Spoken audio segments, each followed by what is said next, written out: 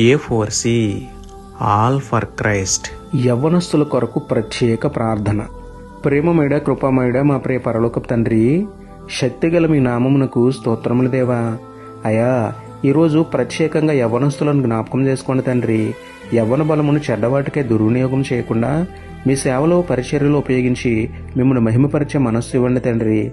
లోక ప్రేమలకు ఆకర్షితులు అవ్వకుండా, social media ఉచ్చులో పడిపోకుండా, వాక్యాన్ని చదివే ఆసక్తిని, వాక్యానుసారం జీవించే హృదయాన్ని పుట్టించండి తండ్రి. సోమరితనాన్ని తీసివేసి తల్లిదండ్రులకు ఇంటి పనిలో, సంఘ పరిచర్యలో సహాయపడే సద్బుద్ధిని, మానక ప్రార్థన చేసే సద్భక్తిని అనుగ్రహించండి తండ్రి.